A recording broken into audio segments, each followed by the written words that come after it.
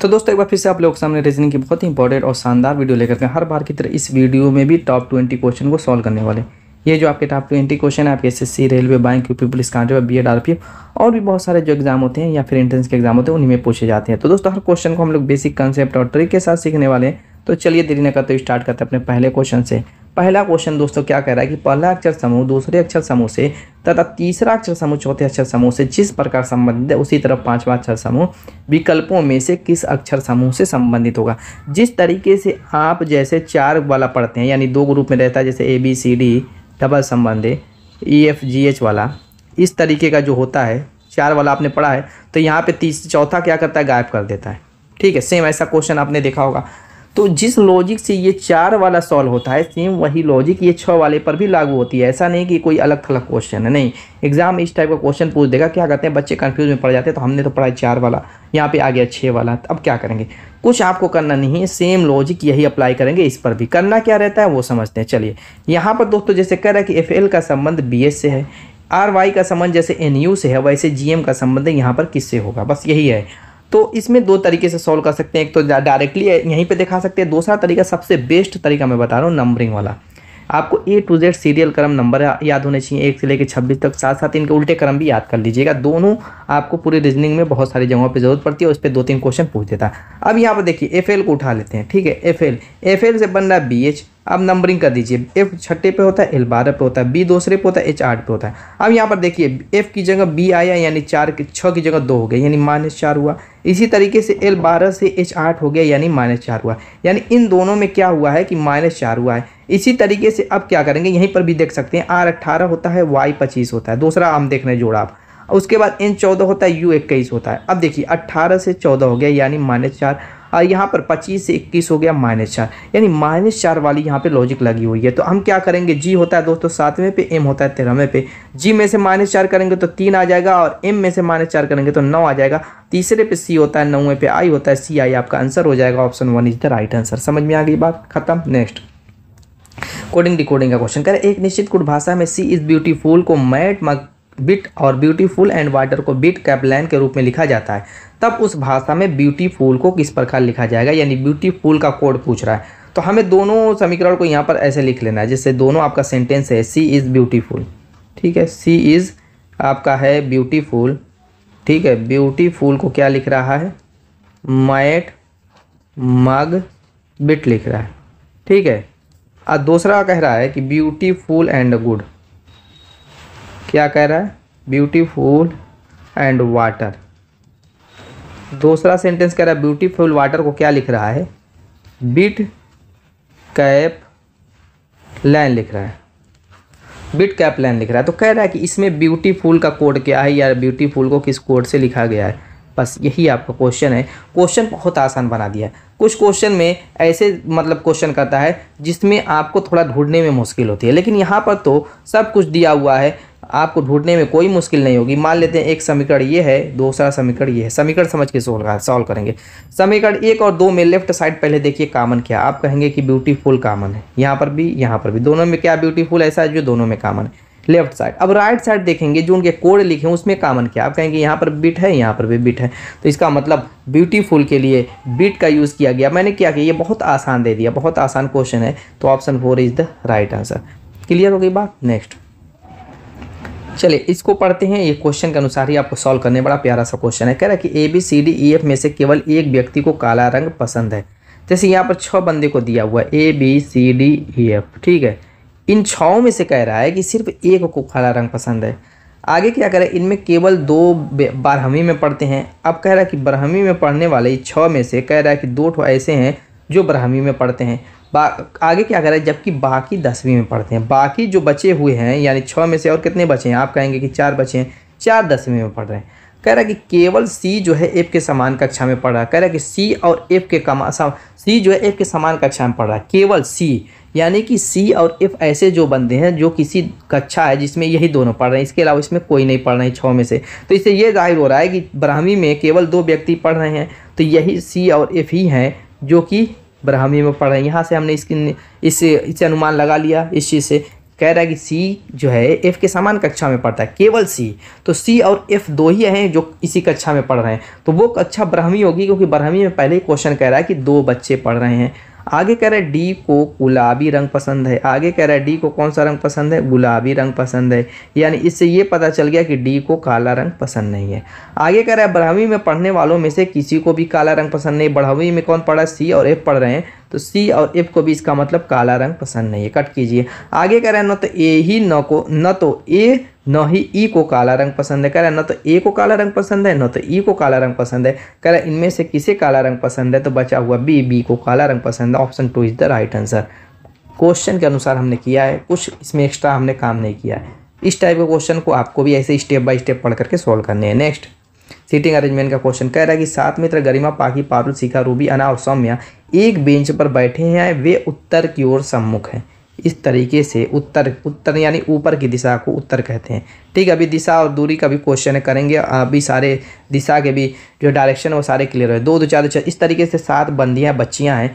कह रहा है कि उत्तर की ओर यानी ऊपर की तरफ ऐसे खड़ी हैं, और जो है जब उत्तर की तरफ रहेंगी तो दोस्तों यहाँ पर दायां बायां का मैटर नहीं रहेगा। जिधर आपका दायां उनका दायां, जिधर आपका बायां उनका बायां लिख लेंगे। ठीक है, तो 7 है इस तरीके से उत्तर की ओर सम्मुख है, उत्तर की तरफ मुख करके खड़ी है। अब कौन कहाँ पे है ये तो अभी क्वेश्चन के अनुसार ही हम करेंगे। आगे कह रहा है शिखा उस व्यक्ति के निकटतम पड़ोसी है जो किसी एक अंतिम छोर पर बैठा है। किसी एक अंतिम छोर पर एक व्यक्ति बैठा है, हमें पता नहीं, उसको हम मार देते हैं क्वेश्चन मार के। तो कह रहा है कि शिखा जो है उस व्यक्ति की पड़ोसी है जो किसी एक अंतिम छोर पर है। यानी शिखा की पोजीशन या तो ये होगी, क्योंकि कह रहे अंतिम छोर वाले व्यक्ति की पड़ोसी है, या तो यहाँ पर होगी। तो हम किसी एक छोर को लेकर के चलेंगे, या लेफ्ट या राइट, क्योंकि यहाँ पर दाएं बाएं की कंडीशन नहीं लगाई, इसलिए किसी भी एक छोर को लेकर चलेंगे तो आपका आंसर गलत नहीं आएगा। किसी एक छोर को लेकर चलिए, तो मैं क्या करता हूँ, यही छोर लेकर चलता हूँ। ठीक है, यहाँ पर एक काम करता हूँ, ये आपका बायां वाला छोर ले लेता हूँ। कोई भी दायां भी आप चेक कर लीजिएगा, वही आंसर आएगा। ठीक है, क्योंकि इसमें दायां बायां कहा ही नहीं, तो शिखा को मैंने यहाँ पर रख दिया। आगे क्या कह रहा है, एना और रूबी के बीच में केवल 3 व्यक्ति बैठे हैं। तो इस सेंटेंस को करने से पहले थोड़ा सा आगे भी पढ़ लेते हैं। कह रहा है कि रूबी जो है बेंच के किसी एक अंतिम छोर पर बैठा है। अब रूबी या तो इस छोर पे होगा, रूबी या तो इस छोर पे होगा। कह रहा है कि रूबी बेंच के किसी एक अंतिम छोर पर बैठा है। और साथ साथ उससे पहले वाला जो सेंटेंस था उसमें क्या कह रहा था कि एना और रूबी के बीच में, क्या कह रहा था, एना और रूबी के बीच में केवल 3 व्यक्ति बैठे हैं। तो एना मान लीजिए कि कहीं होगी, रूबी यहाँ पर है, रूबी 1 2 3 यानी कि एना यहाँ पर हम लिख सकते हैं। ठीक है, इस छोर के अनुसार रूबी अगर इस छोर पे है, तो अगर रूबी इस छोर पे है तो 1 2 3 एना यहाँ पर होगी। ठीक है, एना क्या होगी, यहाँ पर होगी, क्योंकि कह रहा है कि रूबी और एना के बीच में 3 व्यक्ति हैं और रूबी किसी एक छोर पे है। तो 2 छोर पे हम देखेंगे कि इस छोर पे सटीक आ रहा है, अभी उसको हम सही कर लेंगे। आगे कह रहा है कि रूबी पाखी की निकटतम पड़ोसी है। रूबी पाखी, अगर रूबी को हम इस छोर पे रखते हैं तो पाखी की नहीं बल्कि शिखा की निकटतम पड़ोसी हो जाएगी। और यहाँ पर एक जगह बची हुई है, यानी कि यहाँ पर हम क्या कर सकते हैं, यहाँ पर दोस्तों हम किसको रख सकते हैं, क्या कह रहा है कि रूबी पाखी की निकटतम पड़ोसी, यानी पाखी को हम यहाँ पर रख सकते हैं, तभी रूबी की निकटतम पड़ोसी हो जाएगी। यहाँ पे जगह भी खाली, यानी रूबी इस छोर पे ही सही बैठेगी, लेफ्ट वाले में नहीं बैठेगी। तो लेफ्ट वाले को छोड़ करके इस पर चलिए फटाफट हम सेट कर देते हैं इसको। ठीक है, तो चलिए इसको साफ कर लीजिए थोड़ा सा। यहाँ पर आपका क्या हो गया, ये आपका रूबी यहाँ पर आ गई, रूबी क्या हो गई दोस्तों, यहाँ पर आ गई। ठीक है, और रूबी और एना के बीच में 3 व्यक्ति हैं तो एना यहाँ पर आएगी। और साथ साथ ये भी कह रहा है कि रूबी जो है पाखी की निकटतम पड़ोसी है, तो पाखी को हम यहाँ पर रख लेंगे। अब एकदम सही सब कुछ चल रहा है। आगे क्या कह रहा है कि पारुल जो है सौम्या और पाखी दोनों का निकटतम पड़ोसी है। तो पारुल को हम ऐसे सेट करेंगे कि पाखी और सौम्या के बीच में है, पाखी और सौम्या आई, पाखी तो यहाँ पर रखे हुए हैं, तो यहाँ पर हम सौम्या को रख देंगे, एक जगह खाली है, और बीच में क्या करेंगे, पारुल को रख देंगे, इन दोनों के। इससे क्या होगा कि पाखी और सौम्या दोनों इसकी निकटतम पड़ोसी हो जाएंगी। अगर पारुल को हम यहाँ पर रख देंगे तो इस कंडीशन में अगर सौम्या को हम यहाँ पर रखते तो केवल सौम्या ही इसकी निकटतम पड़ोसी हो पाएगी, पाखी नहीं हो पाएगी, इसलिए पारुल को दोनों के बीच में रखेंगे। इतना हो गया, सब कुछ सेट कर रहा है। बेंच के बीच में कौन बैठा है, यहाँ पर इधर साइड वाला, लेफ्ट साइड वाले भी जगह खाली थी, मन करे रखिए, नहीं रखेंगे तब भी आपका आंसर आ जाएगा। तो यहाँ पर गरिमा बची हुई है, रख लीजिए, गरिमा को रख लीजिए। और 7 बंदियां हैं तो इधर से 3 काटिए, इधर से 3 काटिए, बीच में आपकी आ रही है कौन, सौम्या। वही पूछ रहा है कि बीच में कौन बैठा, Saumya. Option 4 is the right. अगला देखते हैं, यहाँ पर विलुप्त पद ज्ञात करने के लिए कह रहा है, कह रहा अक्षरों के उस संयोजन का चयन करें जिसे दी गई श्रृंखला के रिक्त स्थानों में क्रमिक रूप से रखने पर श्रृंखला पूरी हो जाएगी। अब यहाँ पर जब भी ऐसा क्वेश्चन दिखे तो आपके दिमाग में एक ही चीज़ जानी चाहिए कि ये क्या करते हैं, अपने आप में घूमते रहते हैं, यानी सर्किल की तरह काम करता है। ये जैसे ABC आ गया, तो ये ए बी सी के रूप में आता रहेगा। तो इस टाइप के क्रम को हम क्या करते हैं 3, 4, 5 के रूप में डिवाइड कर देते हैं। अब 3 में करेंगे, 4 में करेंगे, 5 में, वो डिपेंड करता है कि आपका क्वेश्चन कैसा है, तो उस पर नज़र डालेंगे। यहाँ पर देखिए ए बी सी के फॉर्म में दिख रहा है, सिर्फ 3 ही अल्फ़ाबेट का सब जगह यूज़ है। ऑप्शन में भी देखेंगे तो ए बी सी के फॉर्म में ही आंसर भी आया है, यानी 3 अल्फ़ाबेट है। यहाँ पर देखिए तीसरा जो है यहाँ पर चौथे स्थान पर आ रहा है, तो हम 4 ही के ग्रुप में इसको बांट देते हैं। तीसरा जो है सी जो है चौथे स्थान पर आ रहा है, जो गायब है पद उसको भी हम काउंट करेंगे, ऐसा नहीं कि उसको काउंट नहीं करेंगे, उसको ले करके 4। जैसे यहाँ पर देखिए 4 हो गया, अब यहाँ पर 4 हो गया, अब यहाँ पर 2 2 4 यहाँ पर हो गया, लास्ट में 4 आ गया। 4 के रूप में आपने बांट दिया। अब कैसे इसको फिल करेंगे अपने माइंड से, यहाँ पर लास्ट में सी है तो यहाँ पर भी लास्ट में इस ग्रुप में भी सी होना चाहिए, तो यहाँ पर सी रख देंगे। ठीक है, सी देखिए आप पहले स्टार्टिंग कर दिए यहाँ से, पहले पद से, पहले जोड़े में देखेंगे सी के पहले बी आ रहा है, तो सी के पहले यहाँ पर बी रख देंगे। सी के पहले यहाँ पर भी बी आ गया, सी के पहले यहाँ पर बी आ गया। अब बी के पहले यहाँ पर देखिए ए, यहाँ पर बी के पहले लास्ट में ए आया, तो यहाँ पर बी के पहले क्या करेंगे, लास्ट में ए रख देंगे। यहाँ पर भी बी के पहले हम ए रख देंगे और यहाँ पर भी बी के पहले ए रख देंगे। अब किस में बचा हुआ है, लास्ट वाले में बचा हुआ, तो पहले स्थान पर भी ए है, तो अब देखिए double A B C double A B C double A B C double A B C. ठीक है, एकदम फिट बैठ गया है। यहाँ पर फिल आपने क्या किया, पहले में ए फिल किया, दूसरे में ए बी, तीसरे में ए सी, चौथे में ए। ये आपका आंसर हो गया। देखिए किस ऑप्शन में है, double A B A C A, option A is the right. चलिए नेक्स्ट क्वेश्चन देखते हैं। यहाँ पर दिशा दूरी का क्वेश्चन आ ही गया, तो यहाँ पर समझ लेते हैं। देखिए दाहिनी साइड पूरब होता है, बाईं साइड पश्चिम, नीचे आपका दक्षिण, ऊपर आपका उत्तर।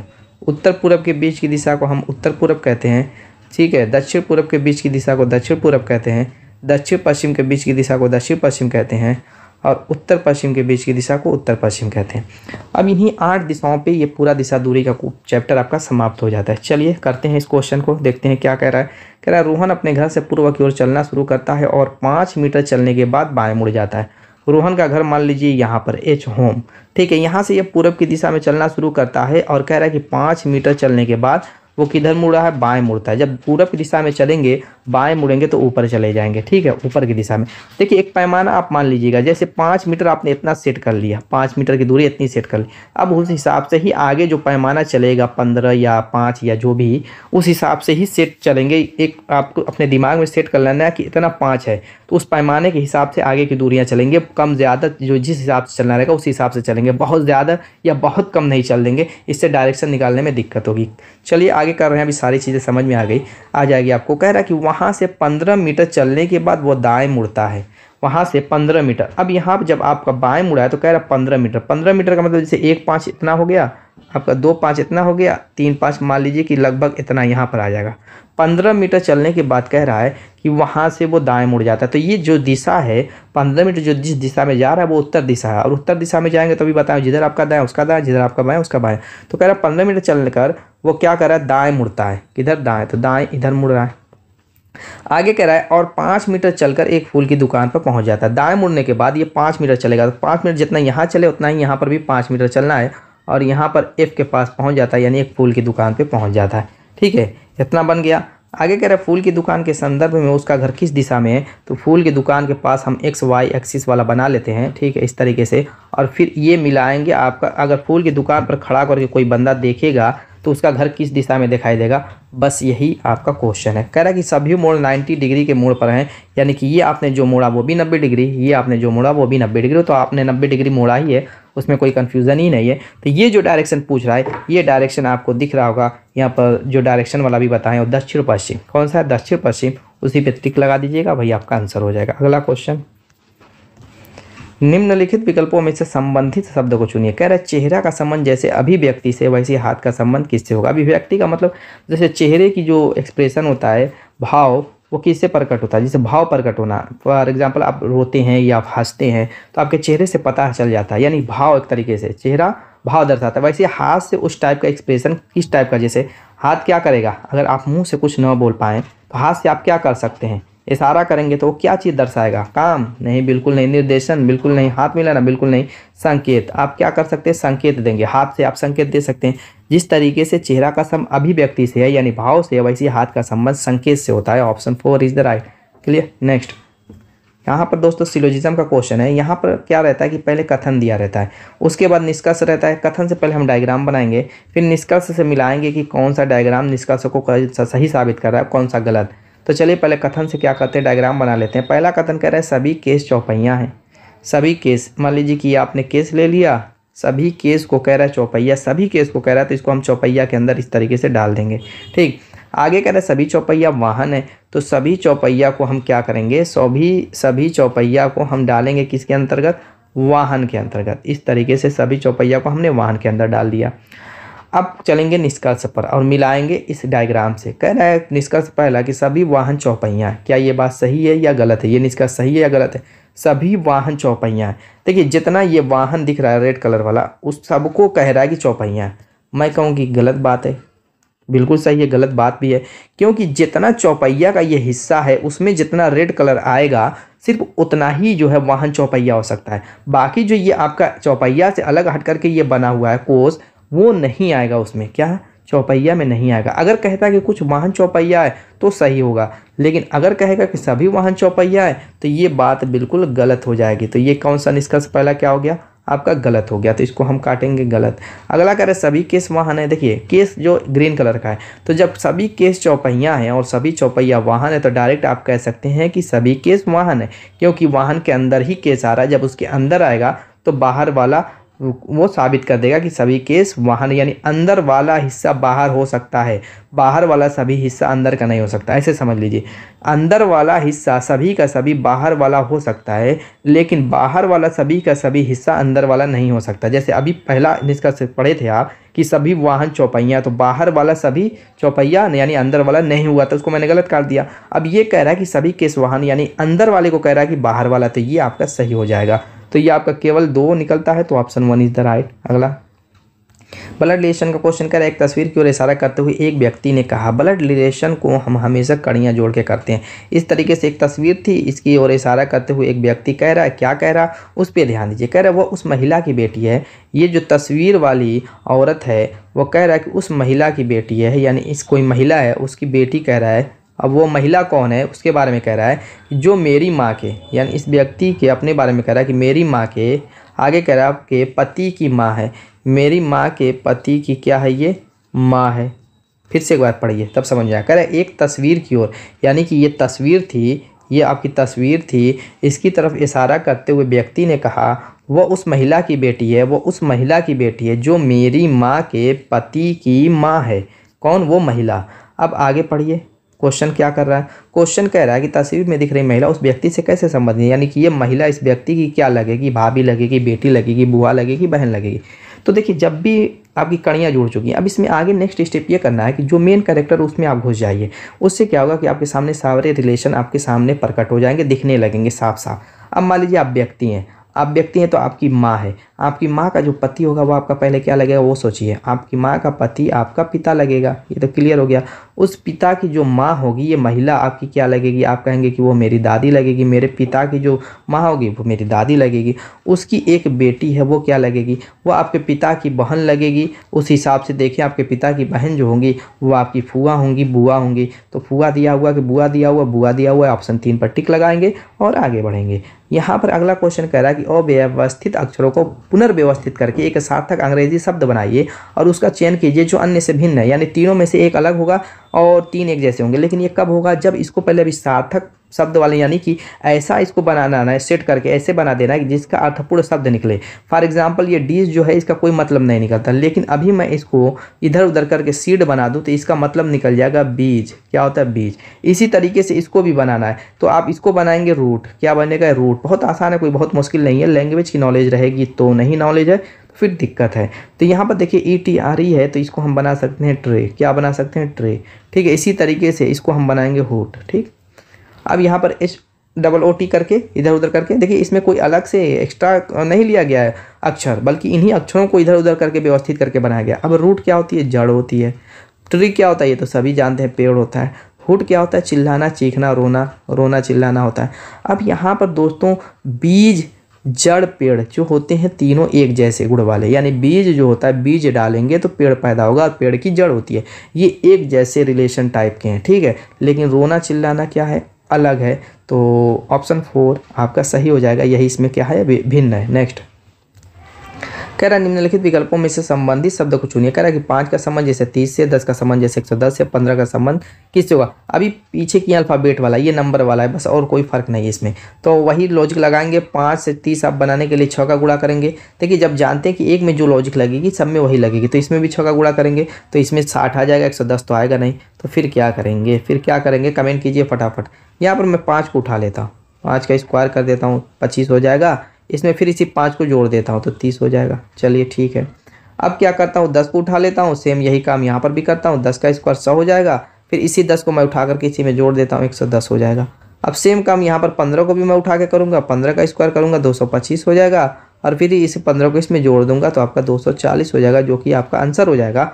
Option 3 is the right. Next, यहाँ पर दोस्तों विलुप्त संख्या ज्ञात करने के लिए कह रहा है। तो वहाँ पर देखिए क्वेश्चन मार्क यहाँ पर है। अब सेम जगह पर देखेंगे जैसे 246, 651 संख्या दिख रही है। अब हम चेक करेंगे ये संख्या आई कैसे। जैसे आएंगी सेम लॉजिक लगा करके ही हम क्या करेंगे, यहाँ पर ला देंगे उस आपकी मिसिंग संख्या को। चलिए फटाफट कर लेते हैं। यहाँ पर देखिए अंदर वाली संख्या बाहर वाली उसकी हेल्प से ही आएगा। जैसे 9, 1, 5 ऊपर है, यहाँ पर 3, 6, 4 है। तो क्या करेंगे, चलिए अगर गुणा करते हैं तो 9 करें 9 5 45, और यहाँ पर अगर करते 36 के 18 चौको 72। अब 72 45 जोड़ेंगे तो 6 से 51 आएगा नहीं, गुणा करेंगे तो भी नहीं आएगा। तो फिर क्या करेंगे, देखिए एक काम करते हैं, एक और तरीका है इसमें। क्या करते हैं, ऊपर और नीचे वाले की सामने वाली संख्याओं का अंतर निकाल देते हैं। जैसे 9 और 3, जैसे ऊपर लिख लेते हैं 9, 1, 5 ऊपर वाली संख्या दी हुई है, 3, 6, 4 नीचे वाली संख्या दी है। इनका अंतर निकालेंगे, घटाओ नहीं निकालेंगे। क्यों मैं घटाओ नहीं निकाल रहा हूँ, उसका मैं तरीका बता रहा हूँ। जैसे 9 में से 3 को मैं घटाता हूँ तो 6 आएगा। 1 में से अगर 6 को घटाऊंगा तो -5 आ जाएगा। इसीलिए मैं घटाने का चिन्ह ना बना करके अंतर मतलब होता है बड़ी में से छोटी को घटाना। क्यों नहीं, वो नीचे रहे ऊपर रहे उससे कोई फर्क नहीं पड़ता, उसका क्रम कैसा भी रहेगा माइनस में नहीं आएगा। तो अब बड़ी में से छोटी को घटाएंगे तो 9 में से 3 को घटाएंगे, यहाँ पर 6 में से 1 को घटाएंगे, अंतर इसीलिए रखा गया, 5 आ जाएगा। अब 5 में से 4 घटाएंगे, 1 आएगा। 651 आया, अंदर भी 651 दिया हुआ है। यहाँ पर भी चेक कर लेते हैं, जैसे 5 और 7 आमने सामने, इसको घटा लेते हैं तो 7 में से 5 को घटाएंगे, 2 आ गया, 2 लिखा हुआ है, ठीक है। फिर आपका 4 और 8 है, 4 का 8 का अंतर निकालेंगे, 4 आएगा, 4 लिखा हुआ है, ठीक है। 3 और 9 का अंतर निकालेंगे तो 9 में से 3 को घटा दीजिए, 6 आएगा, ठीक है, 246 हो गया। सेम काम यहाँ पर कर लीजिए। 8 में से 2 को घटाइए, 6 आएगा। 6 में से 4 को घटाइए, 2 आएगा। 3 में से 1 को घटाइए, 2 आएगा। ये आपका आंसर हो जाएगा। Option B is the right. अगला, गणितीय संक्रिया। करें यदि प्लस का अर्थ भाग, भाग का अर्थ माइनस, माइनस का अर्थ गुणा, गुणा का अर्थ प्लस हो तो इसका मान बताइए। देखिए इसमें क्या करना है आपको, सबसे पहले जो संख्या लिखी है उसको लिख लेना है, ठीक। 8 लिख लेना है। अब प्लस का अर्थ कह रहा है भाग, तो प्लस की जगह हम भाग लिख देंगे। फिर कह रहा है 2 आ गया, 2 लिख लीजिए। फिर अब भाग आ गया तो इसमें क्वेश्चन में कह रहा है भाग का अर्थ माइनस, तो माइनस बना दीजिए। फिर 3 है तो 3 लिख लीजिए। फिर माइनस आ गया तो माइनस का अर्थ क्वेश्चन में कह रहा है गुणा है, तो गुणा माइनस की जगह बनाएंगे, 4 लिख लेंगे। फिर 4 के बाद गुणा आ गया, गुणा का अर्थ कह रहा है प्लस, तो प्लस बनाएंगे, 6 लिख लेंगे। यानी जिन जिन आपका चिन्ह है जिसमें बदलने के लिए क्वेश्चन कह रहा है वो बदलेंगे, संख्या ज्यों की त्यों लिखते उतारते जाएंगे। अब इस टाइप के क्वेश्चन को हम सॉल्व करते हैं बोर्ड मास रूल की हेल्प से। देखिए बोर्ड मास रूल की हेल्प से सॉल्व करेंगे, कभी आंसर गलत नहीं होगा। बी से ब्रैकेट होता है, ओ से ऑफ होता है, तो ये दोनों चीज़ इसमें है नहीं। बाकी आपका डिवीजन यानी भाग देना, एम से मल्टीप्लिकेशन यानी गुणा, ए से एडिशन यानी जोड़, ए से सब्ट्रैक्शन यानी घटाव। बाकी चिन्हों को इसी क्रम में हम सॉल्व करेंगे। तो पहले क्या करना रहता है, भाग देना रहता है, तो 2 से 8 में भाग दे देंगे, 4 आएगा। माइनस बना लीजिए, उसके बाद गुणा करना रहता है तो 4 3 12 कर लेंगे, प्लस बना लीजिए, 6 लिख लीजिए। अब जोड़ना है तो 4 10 हो जाएगा और 10 माइनस 12 हो जाएगा। अब दोस्तों घटाएंगे तो चूंकि -12 बड़ी है तो -2 आएगा ही, क्योंकि बड़ी वाली संख्या का चिन्ह आता है तो बड़ी वाली संख्या माइनस में है, तो क्या करेंगे, अब -2 ला देंगे। ऑप्शन 4 आपका हो जाएगा आंसर। नेक्स्ट, पंक्ति का क्वेश्चन कह रहा है लड़कों की पंक्ति में रमन दाएं से 16वें तथा दीपक बाएं से 16वें स्थान पर है। देखिए इस तरीके की एक पंक्ति है, ठीक। आपका जिधर दायां मैंने कहा उधर दायां लिख लीजिए। अगर क्वेश्चन में दायां बायां का डायरेक्शन न दिया हो तो आप अपने अनुसार दायां बायां रख लीजिएगा।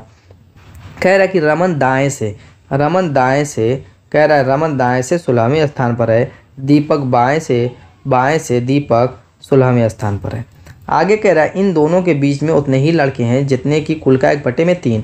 बताएं कि इस पंक्ति में कुल कितने लड़के हैं। मान लेते पंक्ति में कुल x लड़के हैं, तो कह रहा है कि इस पंक्ति में जो बीच में लड़के हैं दीपक और रमन के, उतने ही लड़के जितने कुल के 1/3। कुल आपने x माना है लड़कों की संख्या, तो इसका 1/3 करेंगे तो 1/3 हो जाएगा। यानी दीपक और रमन के बीच में 1/3 लड़के हैं। अब क्या करेंगे, जैसे दीपक को लेकर के बाईं साइड में यहाँ से यहाँ तक टोटल लड़कों की संख्या 16 हो गई, इसी तरीके से रमन को लेकर के इसके इस साइड में टोटल लड़कों की संख्या 16 हो गई। इन दोनों को जोड़ लीजिए और प्लस जितने बीच में 1/3 लड़के उसको जोड़ लेंगे तो यही टोटल लड़कों की संख्या हो जाएगा। टोटल की लड़कों की संख्या हमने मानी है x। अब बस इस समीकरण से x का मान निकाल दीजिए। यहाँ पर देखिए 16 दूना 32 हो जाएगा। एलसीएम अगर आप लेते हैं तो 3 हो जाएगा। 32 का 3 गुना करेंगे तो 3 96 हो जाएगा। अब प्लस x हो जाएगा बराबर x। यहाँ पर देखिए 3 गुणा जाएगा 3x हो जाएगा, ये उधर जाएगा -x हो जाएगा, यानी 2x बराबर आपका 96 हो जाएगा। 2x बराबर 96, x बराबर आपका 96/2 यानी कि 48। Option 2 is the right answer. x का मान 48 आएगा। ठीक है, नेक्स्ट यहाँ पर कह रहे हैं निम्न संख्या श्रेणी में असंगत संख्या ज्ञात कीजिए। अब देखिए ये एक सीरीज है। जब सीरीज दी रहे तो जब तक हम उसके पैटर्न को नहीं समझेंगे कि ये किस क्रम में बढ़ रहा घट रहा हो क्या रहा है, तब तक हम पता ही नहीं कर पाएंगे कि इसमें कौन सी गलत संख्या है। फॉर एग्जांपल यहाँ पर देखिए 5 से 5 बन रहा है, फिर 15 बन रहा है, फिर 75, फिर 525, फिर बहुत बड़ी संख्या है, यानी कि इसमें गुणा वाली ट्रिक है। इतना तो कन्फर्म हो चुका है गुणा वाली ट्रिक है। क्यों? क्योंकि बड़ी संख्या जा रही है। स्क्वायर वाली ट्रिक नहीं हो सकती, क्योंकि 5 के बाद 5 आ रहा है, 5 के बाद 15 आ रहा है, तो स्क्वायर वाली ट्रिक नहीं हो सकती। तो कैसे आप पता करेंगे कि जोड़ना घटाना है गुणा करना है? इस पर यही ट्रिक जो मैं बता रहा हूँ, इसी हिसाब से आप अंदाज़ा लगाएंगे कि संख्या कितनी स्पीड से आगे बढ़ रही है। ठीक है, तो यहाँ पर हम क्या करेंगे, देखिए 5 से 5 बनाने के लिए जब गुणे वाली ट्रिक है तो 5 में 1 का गुणा करेंगे तभी 5 बनेगा। ठीक है, उसके बाद 5 से 15 बनाना है तो 5 से 15 बनाने के लिए 3 का गुणा करेंगे तब 15 बनेगा। फिर 15 से 75 बनाना है तो 15 में जब तक आप 5 का गुणा नहीं करेंगे 75 बनेगा नहीं। फिर 75 से 525 बनाना है तो हमें पता नहीं आप क्या करेंगे, क्योंकि 525 का 75 का कौ गुना है ये हमें अंदाज नहीं लग रहा है। तो हम करेंगे क्या, देखिए अब इसमें लॉजिक ढूंढेंगे। जैसे 1 का गुणा किया, फिर 3 का गुणा किया, फिर 5 का गुणा किया, यानी क्रमागत विषम संख्याओं का गुणा हो रहा है तो उस हिसाब से देखेंगे तो 7 का गुणा करने पर 525 आ जाना चाहिए। तो 7 5 35, 7 7 49, 49 3 52, 525 आ गया। अब नेक्स्ट स्टेप क्या करेंगे, जैसे 1 से 3 से 5 से 7 से गुणा किए तो 525 में हम 9 से गुणा करेंगे तो 9 5 45, 9 दूना के 18, 4 22, 9 5 45, 45 और 2 47, 125 आना चाहिए। आया कितना है 4735, यानी लास्ट वाला जो है वही आपका विषम हो गया। यही आपका गलत पद है इसमें। नेक्स्ट यहाँ पर दोस्तों डायग्राम का क्वेश्चन है, कह रहा है कि निम्न विकल्पों में से सही आर्य का चयन कीजिए। ईसाई कैथोलिक पोप दिया हुआ है, तो हम करेंगे क्या, 3 सर्किल ले लेंगे और तीनों के नाम रख देंगे। एक का ईसाई ई रख देंगे, एक का कैथोलिक कै रख देंगे और एक का पोप पो रख देंगे। ठीक है, अब हम देखेंगे बारी बारी से कि इनमें क्या रिलेशन है। जैसे ईसाई और कैथोलिक का रिलेशन, तो ईसाई और कैथोलिक में रिलेशन देखें तो कैथोलिक जितने भी होते हैं वो सभी के सभी ईसाई में आते हैं। किस में आते हैं, ई में आते हैं। कैथोलिक जितने होते हैं वो सबके सब ईसाई होते हैं, तो इसलिए कैथोलिक को हम अंदर रखेंगे और ईसाई को बाहर रखेंगे। उसके बाद हम देखेंगे कैथोलिक और पोप में रिलेशन, तो जितने कैथोलिक होते हैं, पोप कहते हैं जो फादर होते हैं, ईसाई धर्मगुरु जो होते हैं वो सबसे बड़ा जो धर्मगुरु होते हैं वो पोप कहलाते हैं। तो कैथोलिक जो होते हैं वो टोटल के टोटल पोप के अंतर्गत काम करते हैं, यानी पोप के अंदर आते हैं, पोप के अंतर्गत आते हैं। तो यहाँ पर दोस्तों हम इस तरीके का, और साथ साथ फिर ईसाई पोप में भी देखेंगे तो ईसाई भी जितने होते हैं वो सभी पोप के अंतर्गत काम करते हैं, यानी कैथोलिक और ईसाई दोनों पोप के अंतर्गत आएंगे। तो उस हिसाब से अगर हम देखेंगे तो क्या करेंगे, ईसाई और कैथोलिक वाले डायग्राम को हम पोप के अंदर डाल देंगे, यानी option 3 is the right answer. ठीक, नेक्स्ट ये तो बहुत आसान क्वेश्चन है, इसका आंसर आप लोग कमेंट कीजिए। कह रहा है आरेख 1000 व्यक्तियों को उनकी अंग्रेजी, हिंदी, मराठी की जानकारी के संबंध में एक नमूना सर्वेक्षण को दर्शाया गया। 105 व्यक्ति कौन सी भाषाएं जानते हैं, ये क्वेश्चन कर रहा है। 105 व्यक्ति कौन सी भाषाएं जानते हैं।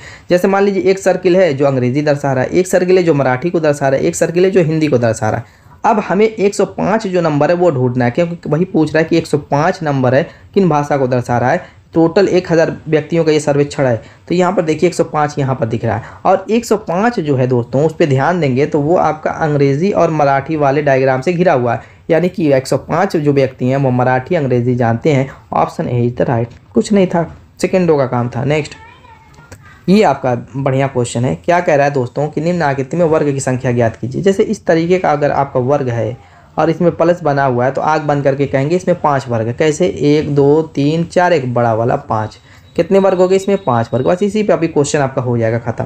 देखिए अब इस टाइप का इसमें वर्ग हम ढूंढेंगे, कहाँ कहाँ है, यहाँ पर मिला 5, ठीक, फिर इसी से चिपका हुआ एक है यहाँ पर, इसमें भी कितने हो गए 5।